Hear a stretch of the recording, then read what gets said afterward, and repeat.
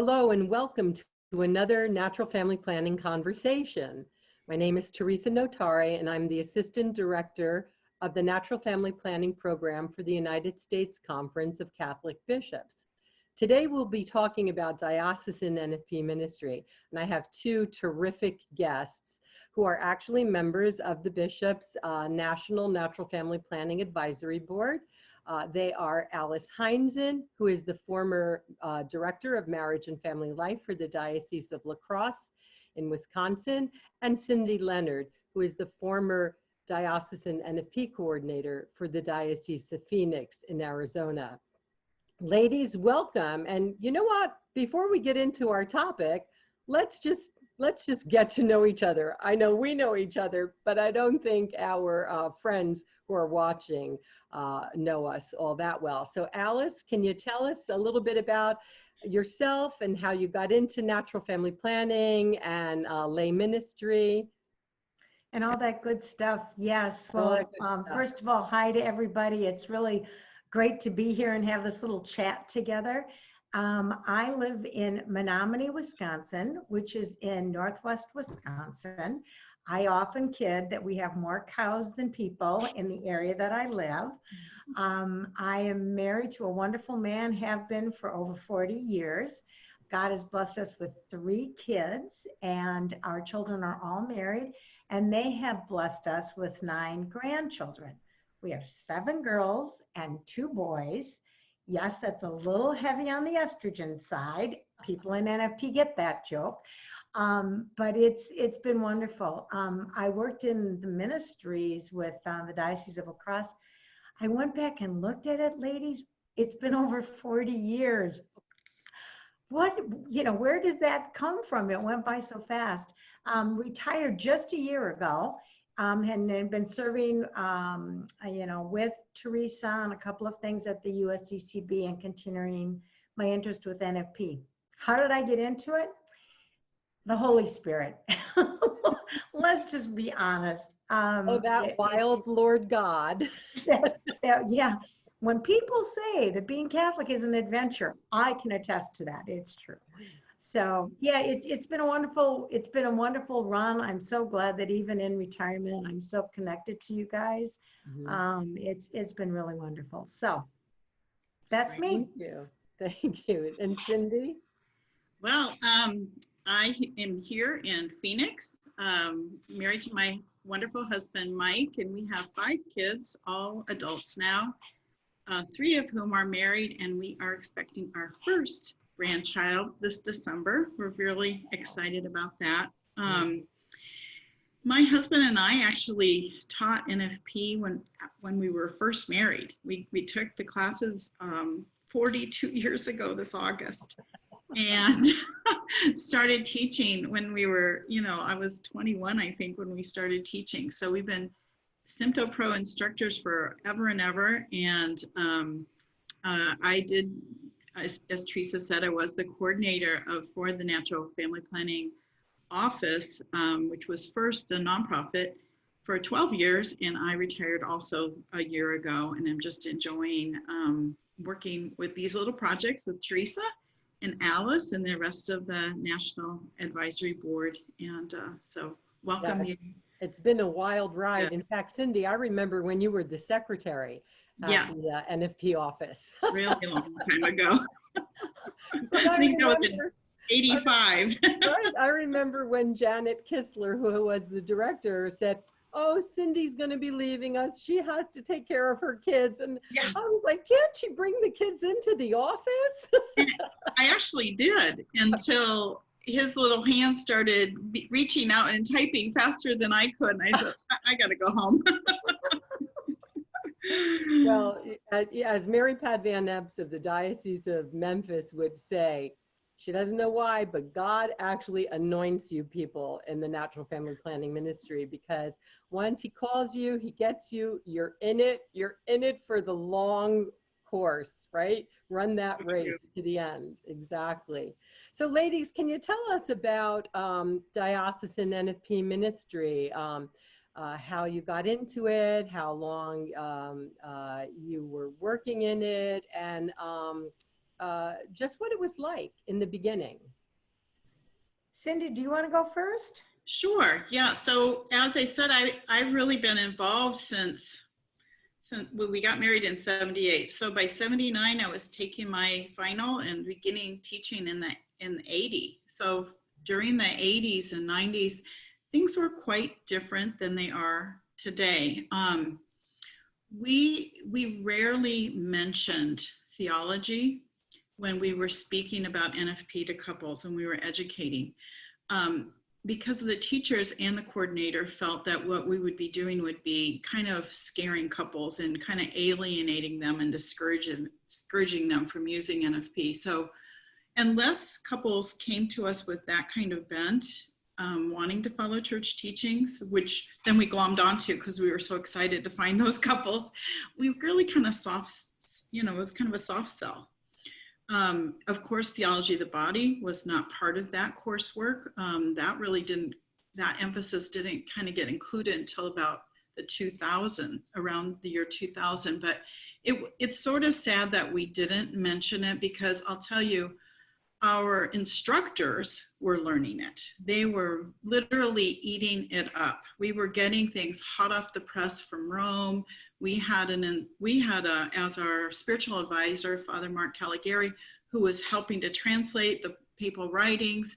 And so we had lots and lots of teacher meetings where we were just eating it up. And so besides learning about the side effects and learning all of these things, the seminal research that we were reading from all of the researchers, Billings, Wollman, Keefe, Odeblad, all of that, we also were reading a lot of deep theological things, and we just kind of hid that from when we were discussing it with our couples. Clients, yeah.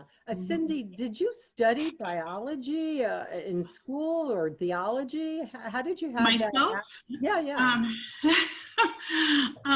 Not really. I did a little bit of science, and I ended up becoming a kind of self-taught science teacher.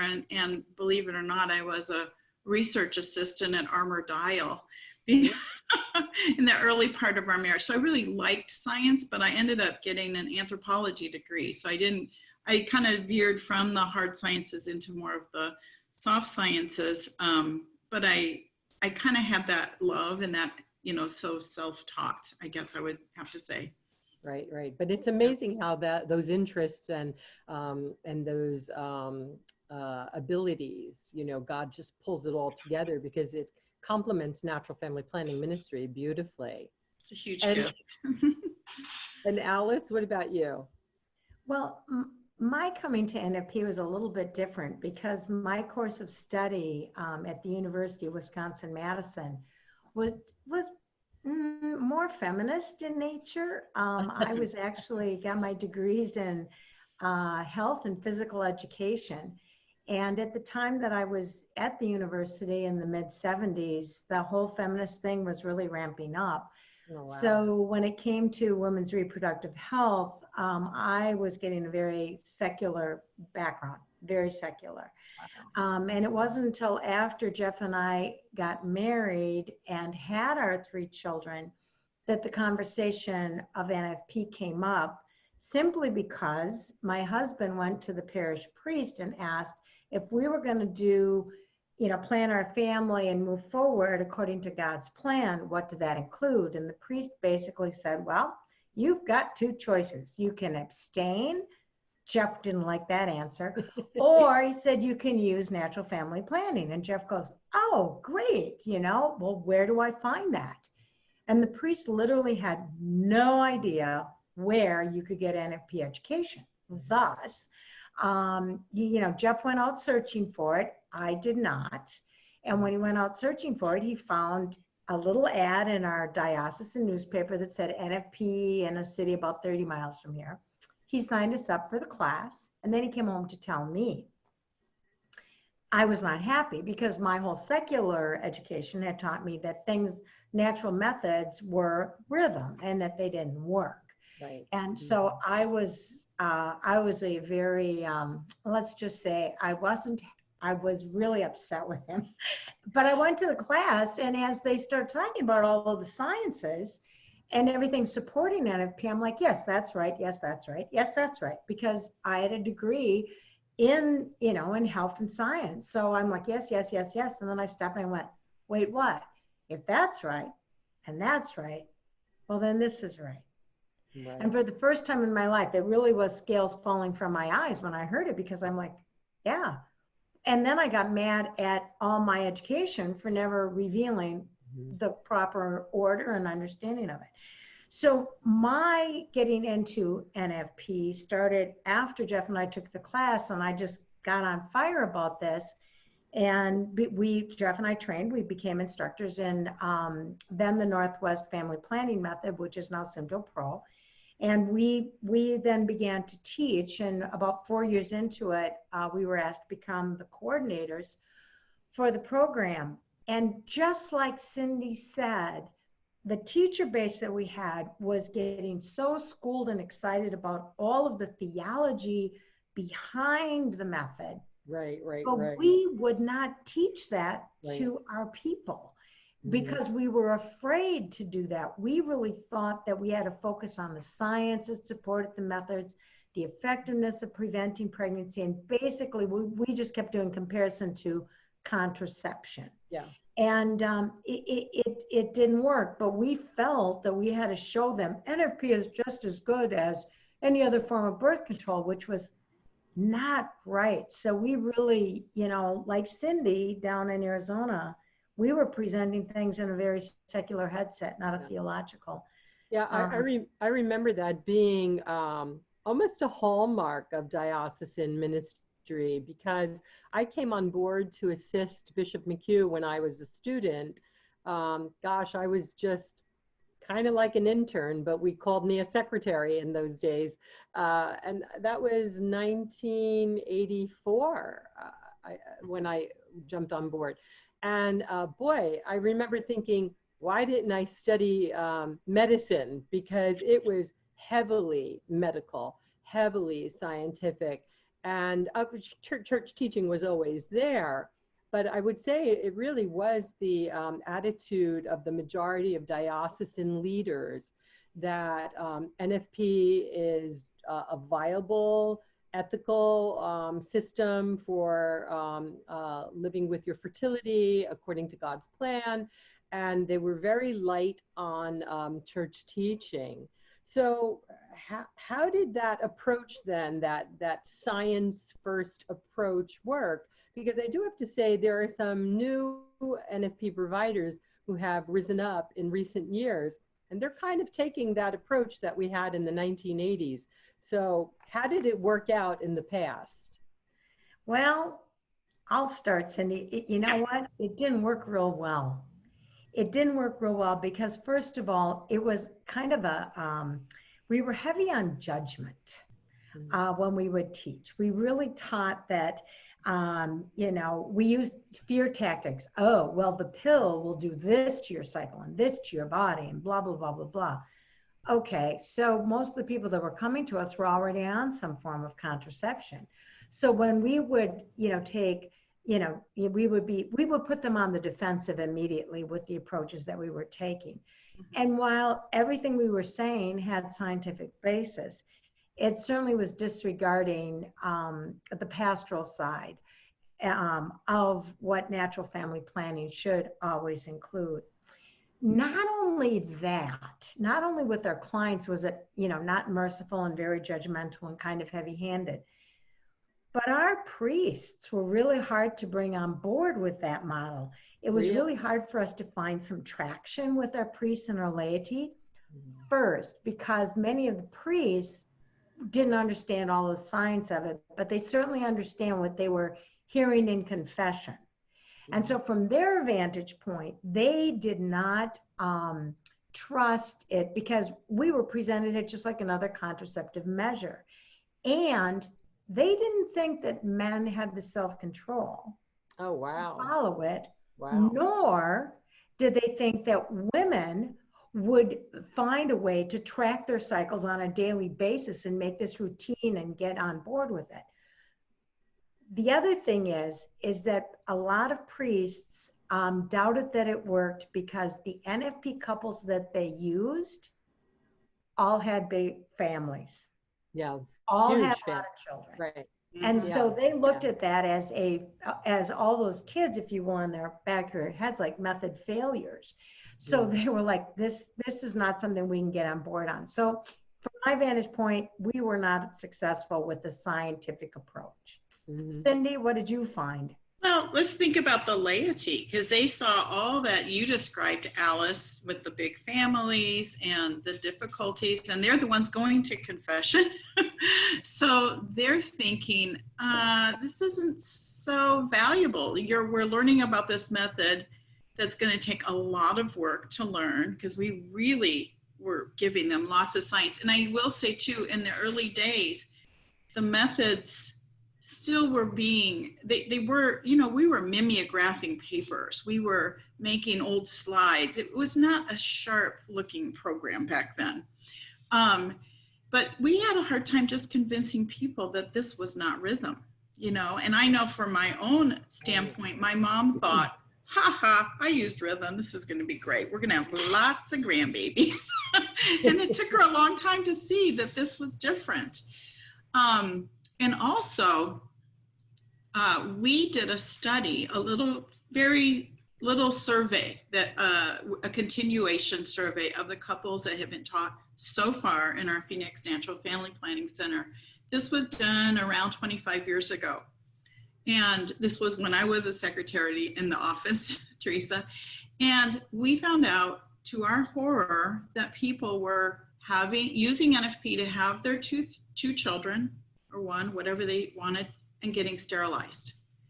So what we were finding out is that we were shooting ourselves in the foot, and we weren't giving people all that we could be giving them.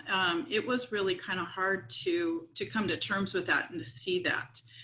And so this made, like, our NFP instructors got really vocal when they saw that and said, listen, we're gonna leave if we can't teach theology too, and we need that as the underpinnings.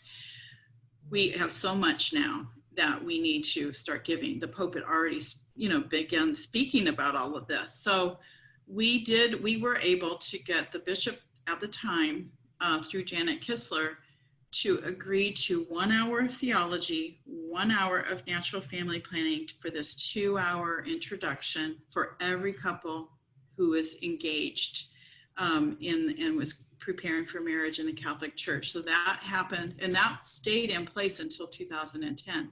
That began to really help to mature those people who were taking taking the NFP, why we were doing this, and it started to form them. Right. And it took a while for theology of the body to really trickle down into the dioceses. Mm-hmm. I do give a lot of credit to the different leaders, especially people like Christopher West, who started plowing the ground first, yes, pretty much. And there were, oh gosh, I'm forgetting her name right now, the people in Texas, Tobit, Theology of the Body, Evangelization Institute, something like that. Mm-hmm. I'm getting old, gang. Not remembering. Those were wonderful ministries. Yeah. And I remember when we finally could have Christopher West come to Phoenix, it seemed like we had him come, and we had this, this bishop, our bishop at the time, saying yes to this introduction. And we also had a priest who went back to Washington to take a year sabbatical to the John Paul II Institute for Family and Marriage. And so it was like this wonderful trifecta that came and really lit NFP on fire for us. Yeah, it worked together beautifully on a national level, because you had these individuals, as I said, the theology of the body leaders, and then you had the John Paul II Institute that the Knights of Columbus had funded, and they started cranking out these well-trained theologians many of whom became family life directors in the dioceses. Mhm. So you had this lovely, almost like marinating, right? These ideas and these ways of speaking.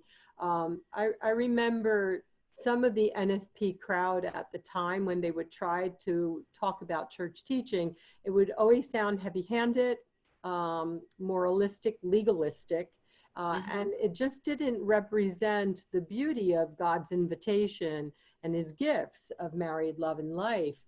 So with theology of the body, to really work through that, I know Father Richard Hogan of happy memory, he Yeah. was a big pioneer on that. He would just beautifully discuss, I mean, he went all over the country talking about theology of the body. And in fact, when he joined forces with Father Dan McCaffrey of NFP Outreach, their NFP missions that they used to do around the country did a world of good in terms of the dioceses. But even this business of having required NFP introductions, Phoenix was among the first dioceses to do that. And I remember in my office, we started counting heads to see, well, how many dioceses now are requiring an introduction to NFP? And of course, the question was always, my gosh, why didn't that happen from the beginning? And so now the question of programming, what did that look like for the both of you in terms of your diocesan programming? How did you design it? How did you fit it in? Tell us a little bit about that.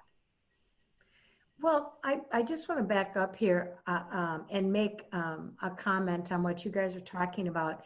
The dioceses of Phoenix and La Crosse, we were both blessed that our bishops recognize the importance of natural family planning. And I think we have to give nod to bishops that stepped out at the time in the late 80s and the 90s and the early 2000s and said, no, this is going to be part and parcel of what we're doing in marriage preparation. Okay, I think that was really important. And because both Cindy had that and I had it in La Crosse, where in Cindy's in Phoenix, they put up an introduction to NFP.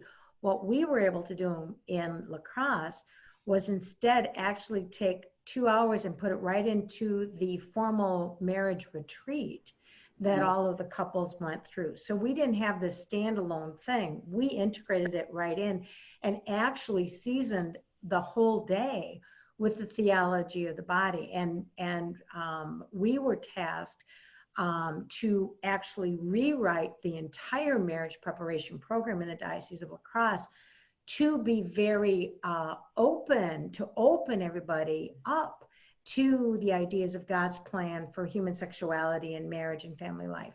So it, it took a little flair in the different places, but bottom line is where you had bishops and priests that were on board, because of the Natural Family Planning Program, we were able to bring in people like Christopher West and Father Hogan and all of these, people that our program brought them in, but they didn't just talk to our program. They came and talked with all of our clergy. And then that set our clergy up so that the coordinators, Jeff and I could go out and talk to the priests one by one and have those individual conversations and say to them, hey, so what's the holdup? What's the reason why you don't want to require, NFP of your couples? And we were able then to do that. Why? Because we had a bishop that was on board. So I just want to give a nod, to the bishops that have done that. Yeah.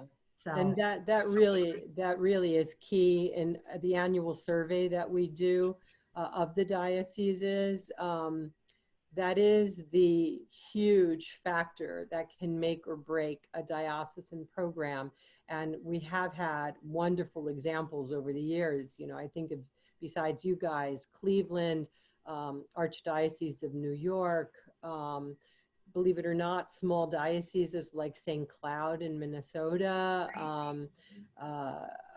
Beaumont in Texas. I mean, the Texan people, they even developed standards that we studied back in the late 80s to look at how to apply it to a national level. And of course, now we have the Bishops' Conference, diocesan NFP services. I mean, there were so many, the Diocese of Springfield in Illinois, Archdiocese of Boston in Massachusetts. You know, it's shining examples of different bishops who they had real insight about how pivotal these teachings are to the healthiness of married life and to family life itself.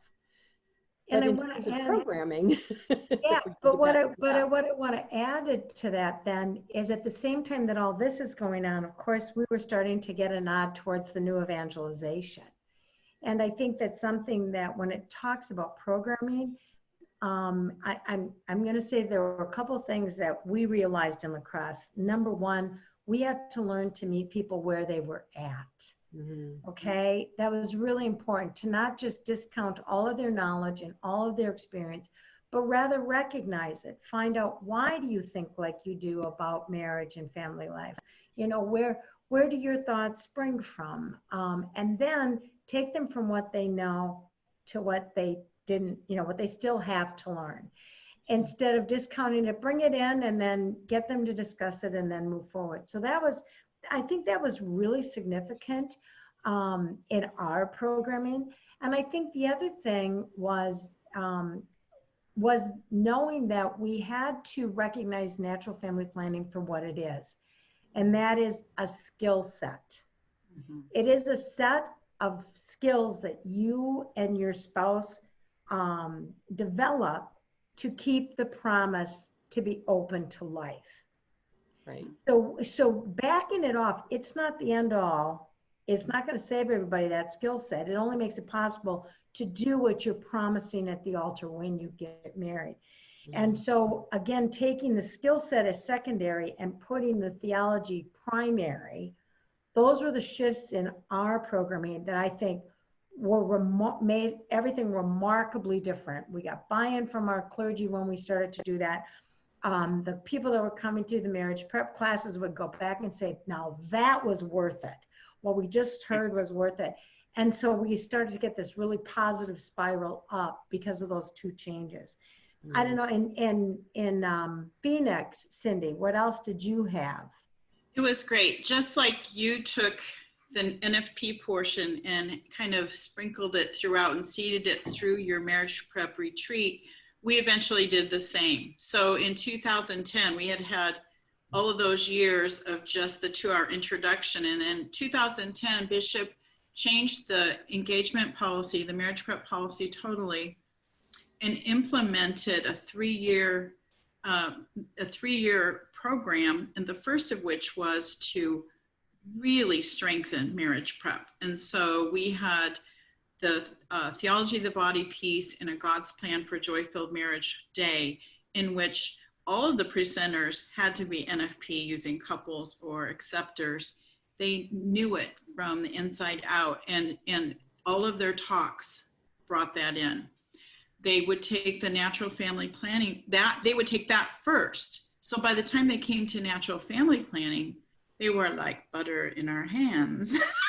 They were ready, because that was the answer to not having every child that they could have.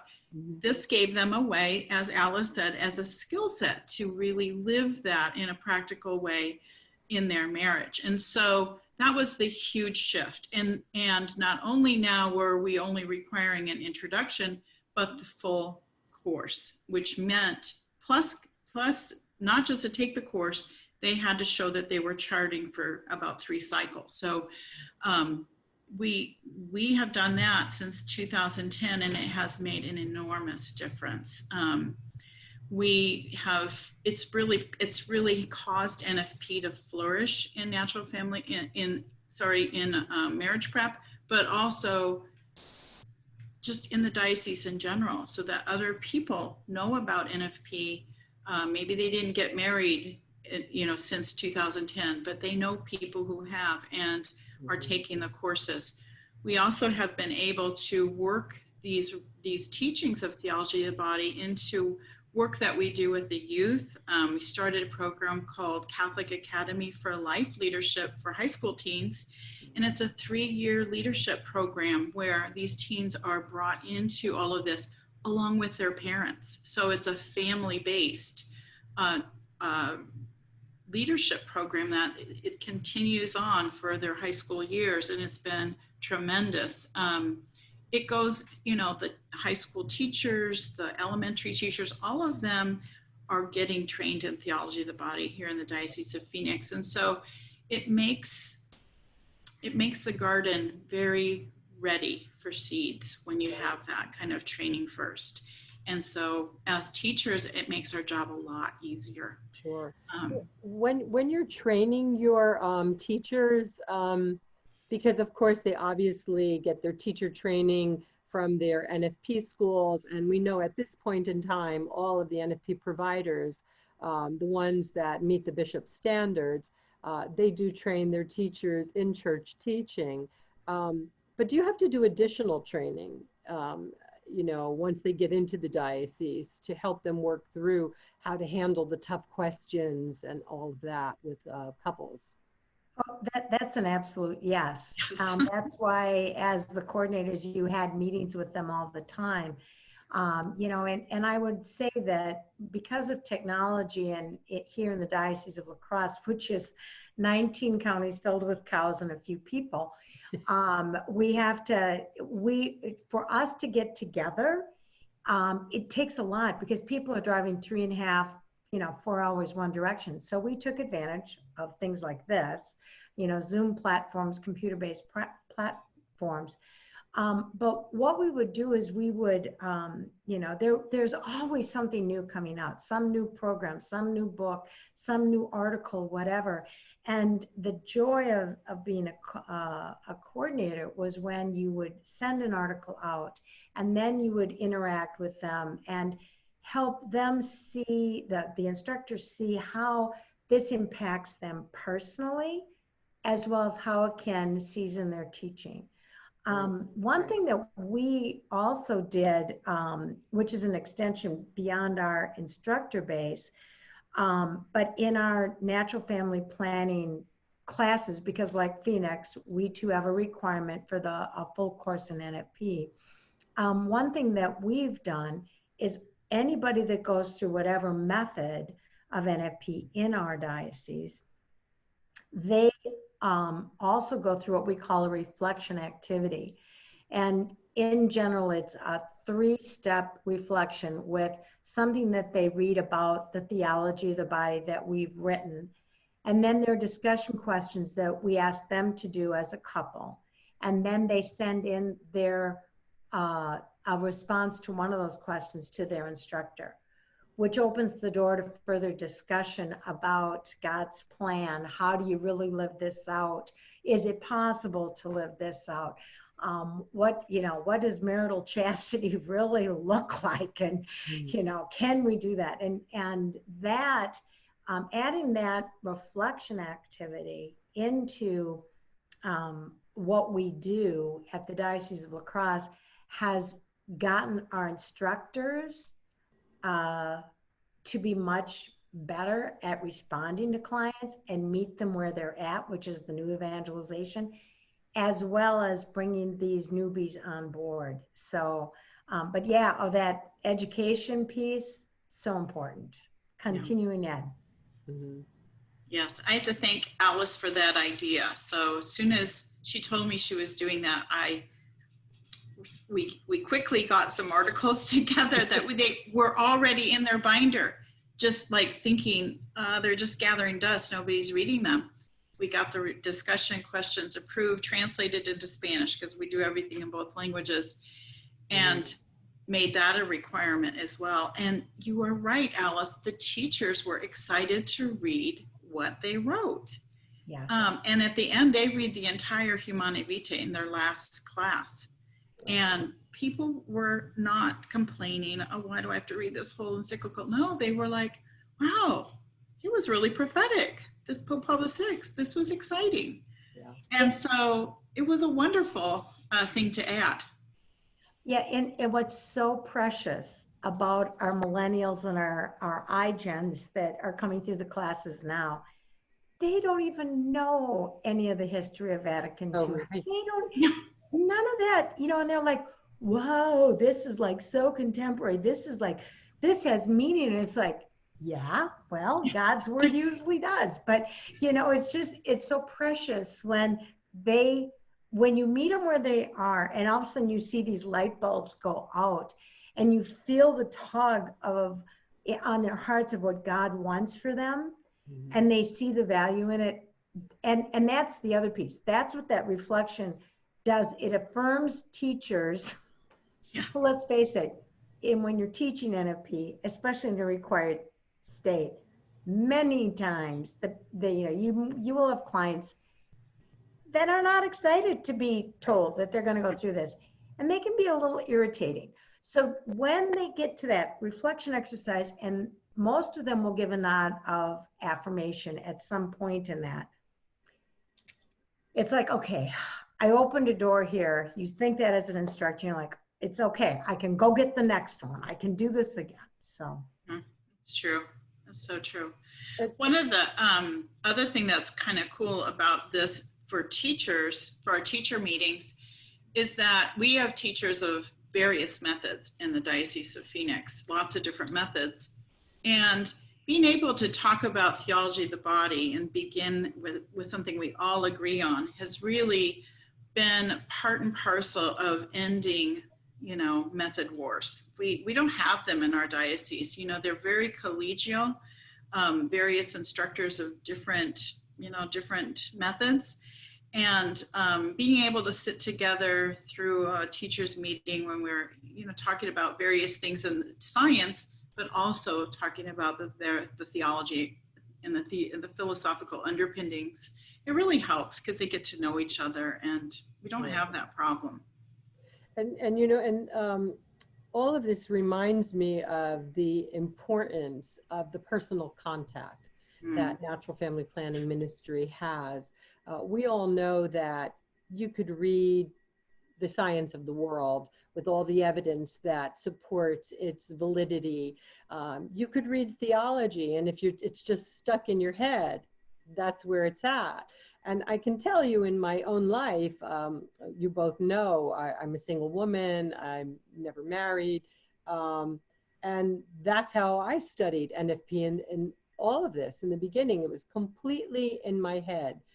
And I have to say for myself, the aha moment, the moment of the Holy Spirit opening that door to insight was when I spent time with my NFP couples, and the generosity of them sharing how God has worked in their lives, making their relationships stronger, their spousal relationship stronger, precisely because they were following God's plan for their married lives.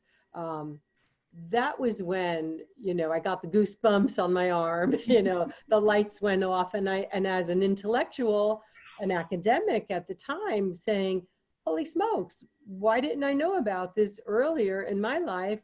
Why isn't anybody teaching this with any type of, you know, center stage spotlight right on the teachings and the science showing why they're so good as this support to church teaching? That personal touch, that witness of the NFP couples, I think is critical.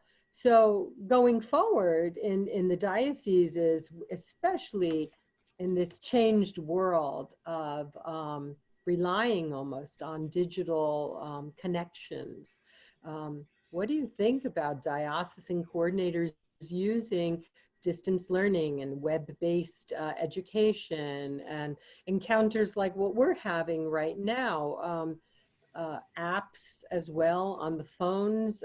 What do you think about all of that in terms of how we keep this connection of God's gifts and church teaching and NFP? I guess I'll start by saying that technology provides us some amazing tools to help us share what we need to regarding God's plan for married love. I really think that when apps, first of all, apps and online education make it possible for couples to educate themselves when they have time. I mean, let's face it, to be able to customize that instead of saying, okay, you come here on Tuesday night from 7 until 10. They can, if they want to do it at 1 a.m. on Thursday morning, they can. And so that we're accompanying them with the tools. These tools allow us to accompany them better. Right. But that being said, we have to make sure that we're presenting them more than just the tools and the skill sets. You know, we've got to find ways to do this. And that's why I'm thrilled to see so many NFP teachers using this to develop relationships with their people. I mean, in La Crosse, again, because we are rural, our instructors offer right away, you know, do you want to meet on phone? Do you want to meet on, you know, Google Hangouts? Do you want to meet on Zoom? Whatever, but they're able to do that. And though it's not eyelash to eyelash, they are forming a relationship. And just like, you know, we don't get to see each other, the three of us, as often as I would like, this has allowed us to continue to grow our relationship. Right. So I think it's good. So I think they're good. The other caution I would have, though, is that the marketplace is being flooded with apps and things. And it's always important that the NFP coordinators or who's ever handling NFP ministry in a diocese is not just saying all of it is the same, because it's not. Right. Cindy, do you want to comment on that? It's so true. I know right now when we can't be together, you know, physically, in most of the new NFP coordinator at Phoenix, Adriana Vasquez, has quickly gotten everybody switched over to go-to meetings, and it's working fine. We have that quick facility to be able to offer the meetings, and she's brilliantly done that. But and hasn't succumbed to just let them use an app.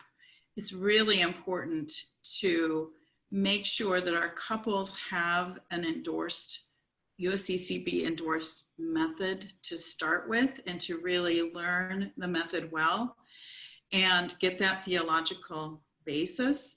And then later, if they want to use an app just to track their charts, they can. That's not a problem, as long as they don't expect to send that to a teaching couple who doesn't understand that app. So, but that's, you know, between the couples, you know, the couple and the teacher, they can work that out, and they do. It's good to augment, but it's not good to teach by that method. And so that's what we train our NFP engaged couple, our engaged couples. That's not allowed to just show us an app. It's just not allowed. Yeah. Sometimes these apps are very good, but we need to remember that many of them use a rhythm algorithm. So we're really going back when we use just an app. And so there is a great group called Facts About Fertility, that has a rating scale for apps, and you can go and check that out and make sure that, you know, you're not using something that's not, you know, that's junk science, basically. Right. And also there's another, it's just a reminder that any diocesan program, for instruction program, should just do more than just offer that skill set of the charting. It should begin, you know, with the understanding of the gift of married love, and that comes from God, and how NFP helps us to be open to that. And so an app has a hard time doing that. Yeah, exactly. And that is, I see the time, and we really do need to be coming to a close. I suppose for me, the takeaway for diocesan coordinators, and actually the takeaway for a bishop, if a bishop happens to be listening to this, this discussion, we're about evangelization, and we're about drawing more and more people to Christ. God the Father is the one, and Jesus points that out in the Gospels. He's the one who made marriage. Have you not heard? Male and female, he made them. And natural family planning ministry is a key support, a fan of these teachings, of these gifts of God. We have a responsibility, we who lead in the church, to help our couples understand this and embrace these teachings. It's for their well-being because it's directly from the Lord God. And of course, the NFP teachers, they have the responsibility of providing quality education and information for the couples, but it's got to be both and. It can't just be one or the other. But on that note, I think I'd like to thank you, ladies, and say this is, as always, delightful. I wish we lived in the same area so we could hang out more. But with the current situation, I suppose we still would have to be at a distance, wouldn't we? Probably. I think so. Well, thank you so much. Masks. I know, we'll have our masks, exactly. All right, well, take care and God bless. And God bless all of you who are watching. Thank you.